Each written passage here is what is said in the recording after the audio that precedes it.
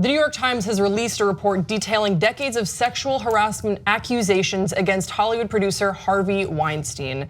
An investigation by the New York Times found previously undisclosed allegations against Mr. Weinstein stretching over nearly 3 decades, documented through interviews with current and former employees and film industry workers, as well as legal records, emails, and internal documents from the businesses he has run, Miramax and the Weinstein Company. During that time, after being confronted with allegations including sexual harassment and unwanted physical contact, Mr. Weinstein has reached at least 8 settlements with women, according to 2 company officials speaking on the condition of anonymity. Now, the report is extensive, it goes on, and it's important that if you're interested, you read the full thing, but there is a pattern that they point out, which is the following. Across the years and continents, accounts of Mr. Weinstein's conduct share a common narrative. Women reported to a hotel for what they thought were work reasons, only to discover that Mr. Weinstein, who has been married for most of 3 decades, sometimes seemed to have different interests. Now, an important person that they point out and that they cite is Lauren O'Connor, who is a former colleague of the Weinstein Company. She sent out a memo to several executives at the company, and they cite her a lot in this report. But that kind of gets a little blurry towards the end because Mr. Weinstein had reached a settlement with Ms. O'Connor. She had withdrawn her complaint and there was no longer anything to investigate. Because this matter has been resolved and no further action is required, I withdraw my complaint, Ms. O'Connor wrote in an email to the head of human resources 6 days after sending her memo. She also wrote a letter to Mr. Weinstein thanking him for the opportunity to learn about the entertainment industry. Weinstein's lawyers have announced that they are preparing to sue the Times, and all the proceeds of that suit will go towards women's organizations, but not before Harvey Weinstein released a kind of confusing statement of his own. I'm going to read in part, but again, check out the full statement. Here's part of it. I came of age in the 1960s and 70s when all the rules about behavior in workplaces were different. That was the culture then. I appreciate the way I've behaved with colleagues in the past has caused a lot of pain, and I sincerely apologize for it. I've brought on therapists and I plan to take a leave of absence from my company and to deal with this issue head on. I so respect all women and regret what happened.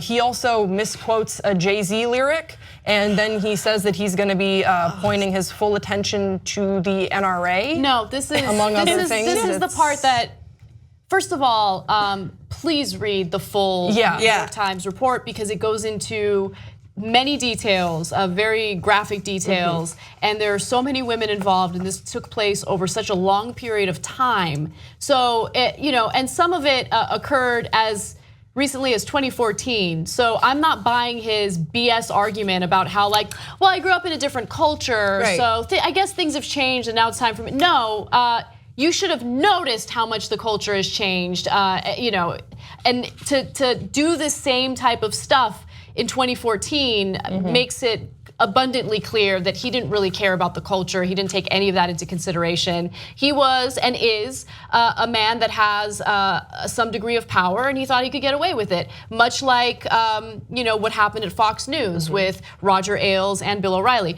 But I do want to quickly mention how he ended his statement, because he couldn't just leave it at, I messed up and I need help and I'm getting help. He pandered. He pandered to individuals that are upset and emotional over what's going on with mass shootings in the country, and he just goes on this spiel about what he wants to do personally to stop gun violence in America. And no. Well, also within that exact same paragraph, he talks about how I hope Wayne LaPierre enjoys his retirement party, and then a couple sentences down, and this is the full sentence, is 1 year ago I began organizing a $5 million foundation to give scholarships to women directors at USC. So did Bill Cosby. Okay. You know what I mean? You can be philanthropic and still be a rapist. Two things can be true.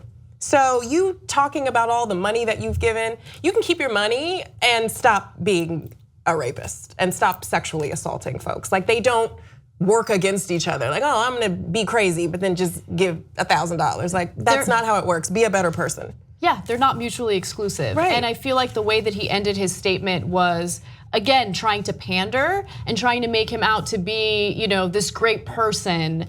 And I feel like that unfortunately like nullifies anything else that he said, in that statement. I will say this, I was actually shocked that he took responsibility, because that is not the way things usually play out. Like, we know that that's not how it played out at Fox News. Bill O'Reilly still denies it.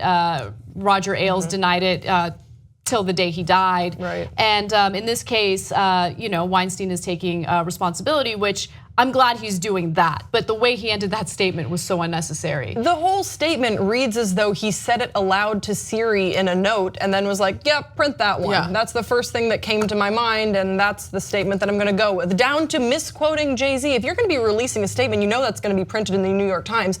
Just double check the lyric before you. Or don't quote Jay-Z. Don't bring Jay-Z or any other public figure. Like, be a respectable person, or at least try to pretend that you are. You have all the opportunity to write something, revise it. Like, you have folks around you, apparently a team of therapists who you've been working with to help you not be a misogynist.